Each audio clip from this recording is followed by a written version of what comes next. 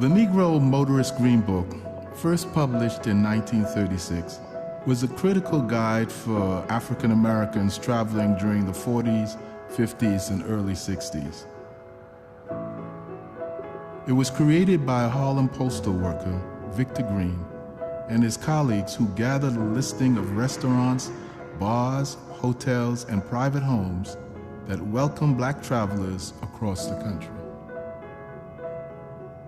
In a time where Americans started hitting the road, African Americans faced restrictions as they traveled. Although you could purchase a car, you couldn't get gas, stay in hotels, or eat in restaurants. Travel was difficult and dangerous. Ben's Chili Bowl at 1213 U Street, Washington, D.C.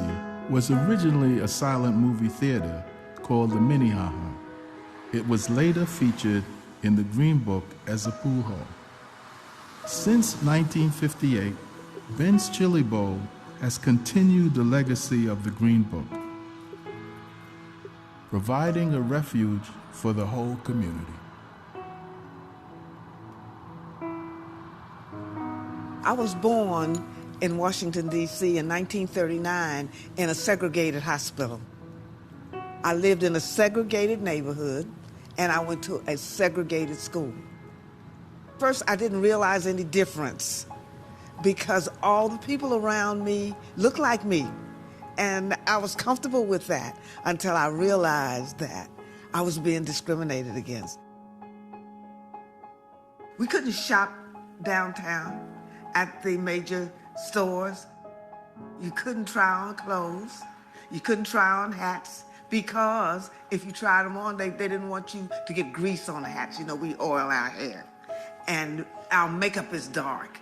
And so they didn't want us to try on clothes because you might get makeup on the clothes. I remember being about 7, maybe 10 years old in Hecht's department store when a little girl called me a nigger and spat on me. And I couldn't retaliate. I couldn't say anything. I couldn't do anything. I was so angry inside, but I couldn't do anything about it because I knew that it would be blamed on me.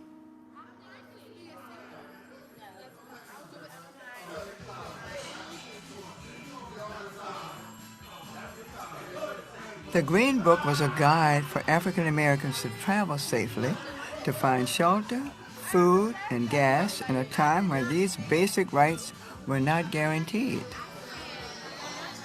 Washington, D.C. had more listings in the Green Book than any other city in this country. The 1213 U Street was listed in the Green Book, and that's why we're sitting here in Ben's Chili Bowl at 1213 U Street today.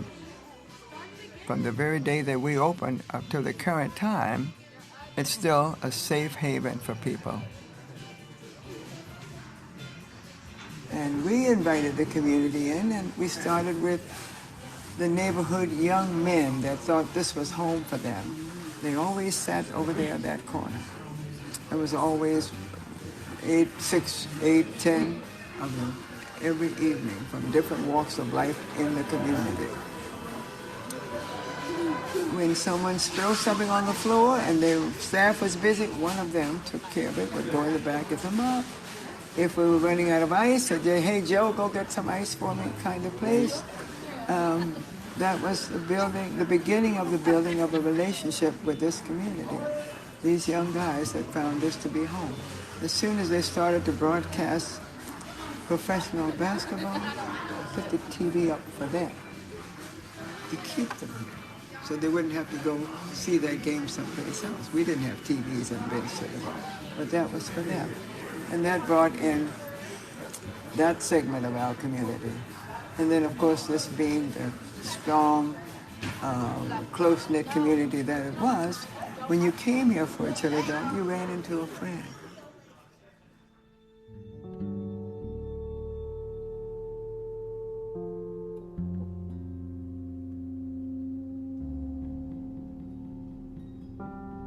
Particularly in the early 50s. When we would leave Washington, D.C. on the train, We could sit anywhere on the train until you got to the Virginia line. And when you get to the Virginia line, you had to go to the last train on the back.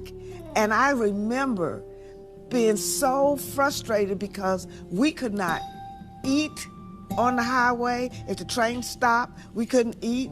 We couldn't relieve ourselves on the train. You either had to hold it or relieve yourself sitting there, and then you're wet when the train stopped. You would get off the train and you would relieve yourself outside, almost like you would if you were a dog.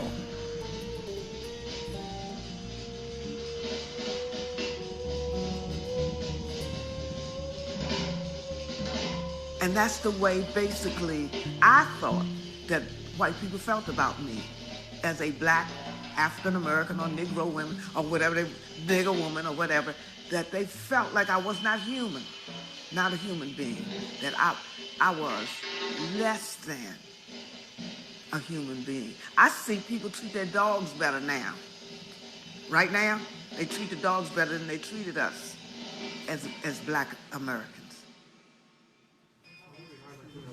Well, you know, one of the things that I remember was traveling from Southwest Georgia down to Mississippi. And this was right after Miss Hamer had been beaten. I mean, they dragged her off the bus and beat her. And, you know, I mean, crippled her. And one of the things that I remembered on that bus, I felt that two things. First, I had to sit in the front of the bus, just like you. But second, I also was in my head saying, you know, what am I going to do if these people come on the bus and try to treat me like Miss Hamer? And one of the things I was very clear about is that I was not getting off the bus and going to any of these places to try to use the bathroom. I was not going to get off the bus to try to try to get anything to eat. I knew enough to pack a lunch before I got on that bus. Now, it was a 10-hour ride from Albany, Georgia, down to Jackson, Mississippi. But, I mean, it was, you know, it was really tough trying to not only deal with the question of where you're going to go to the bathroom, where you're going to go eat, but whether if you exercised your right under the law, whether somebody was going to come up there and try to assault you. That was a reality that we wanted to change. I mean, I remember I was maybe 14 years old when I started seeing the challenge, the real challenge in Montgomery with the bus boycott, with Rosa Parks. Just in terms of local transportation and interstate transportation, we had to face people telling us, you're not good as we are. And now, because of people who got on the bus and challenged, you know, the institutions that were developed, we now you can dream big. You can dream bigger than we could dream.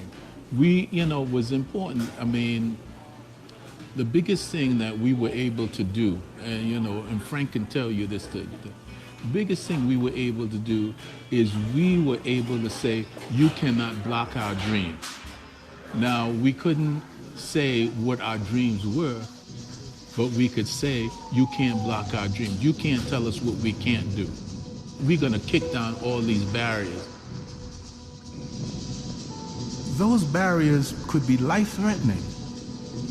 Every trip through America for a black person during those times was potentially fatal. It seemed like many people were out to hurt us or even kill us just because we're black.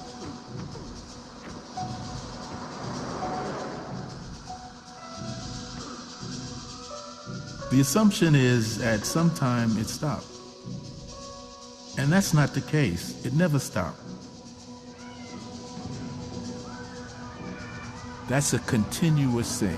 That hasn't changed since the beginning of the relationship that exists here between blacks and whites in the United States.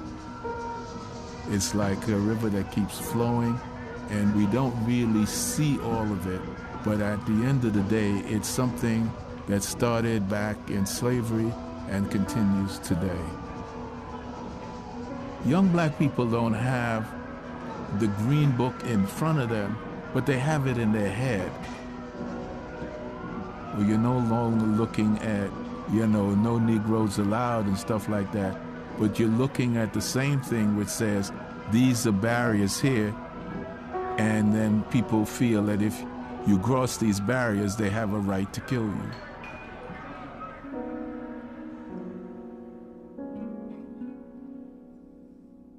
Tamir was such a energetic kid, At 12 years old, he would actually get up in my arms as big as he was and let me hold him and kiss him and squeeze all on him.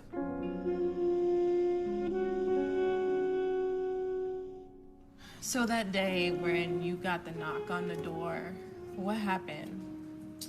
So I was actually coming from the store and putting groceries up, and a knock came at the door. 2 little boys told me that my son was shot by the police. And I was like in denial. I'm like, no, you're not talking about my kids. My kids is at the rec playing. And my oldest son was laying on the couch. He wasn't feeling well, but he ran out right past me. I guess he heard it in a little boy's voice. And he ran out before me, and I'm still trying to get my coat and my shoes on, talking about, my kids is playing. And surely enough, as I walk across the street around a little track where I could see the kids, my son is laying on the ground with 10 police officers surrounding him, and my daughter is screaming in the back of the police car, and they have my other son surrounded, and they put him in the back of the police car. So it was terrible. That's how that day turned out. The police asked me, when they asked me, they told me to calm down or they were going to put me in the back of the police car. Because I was trying to get to my son. They never let me get to him. They also let me ride in the front seat as a passenger. Of the police car? Of the ambulance. Of the ambulance. So I never even got a chance to get back, close to my son, to hold his hand, to kiss him and let him know that it was going to be all right. I don't know what they were doing. So he was in the back of the ambulance and you were in the front? Yeah, I was in the front like a passenger. What kind of service were they giving Tamir at the scene? I don't know, because they were surrounding him. They were surrounding him. And I couldn't really see. What were the officers doing? They were just standing there? Well, they were just blocking me, not letting me go towards him and telling me to calm down. And I'm telling them, you need to let my kids out the car. They're minors and stuff like that. And like I told them, they gave me an ultimatum to stay at the scene of the crime with the other 2 children or to go with Tamir. I chose to go with Tamir, and I had to leave 2 children at the scene of a crime.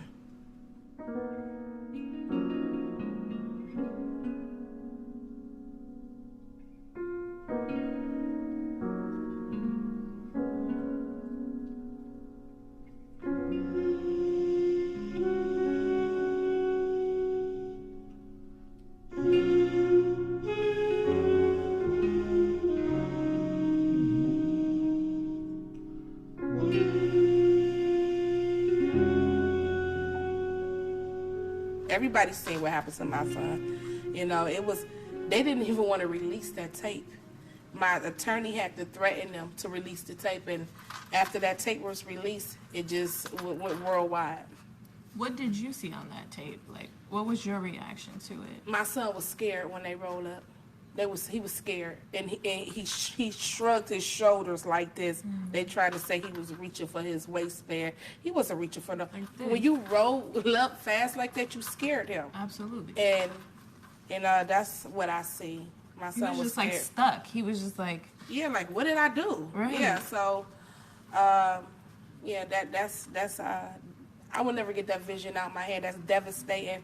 I play it over and over again. Also, with the picture of him laying on a gurney, and they would not allow me to touch him because they said he was evidence. Mm. So I didn't even get a chance to touch him or none of that. So no kiss goodbye, kiss, no nothing, no pillow, no nothing. So they said he was evidence, so I couldn't touch him.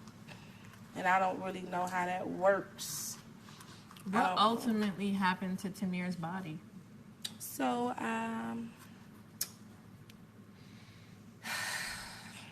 I had to get Tamir.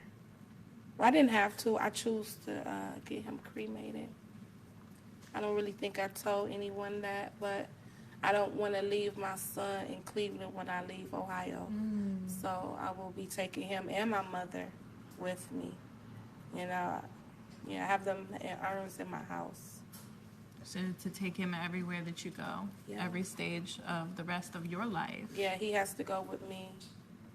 Yeah, because he just has to go. I wasn't finished raising him. You know, I wasn't finished nourishing him, and America robbed me. Yep, they robbed me. So when people talk about the American dream, what do you call it? A nightmare, especially if you're black. Yeah.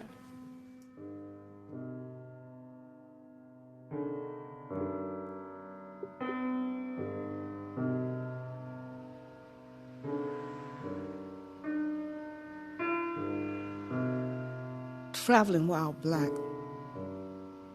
means to me that discrimination, segregation is still alive and well. And that even though I don't have to have the green book to guide me to a black person's house, and I can stay in any hotel I want, but just think about the people who have been killed while traveling black. A young man who was involved in the schools in the area where he lived, killed in front of his fiancée and their child, traveling while black. Traveling while black, I'm driving down the highway and the police decide to stop me. Even though I'm an elderly black woman, I could be killed just because I'm black and don't give them the answer that they want. Traveling while black in America is still happening. And I am really frightened for black men traveling while black. I wonder, when does it end?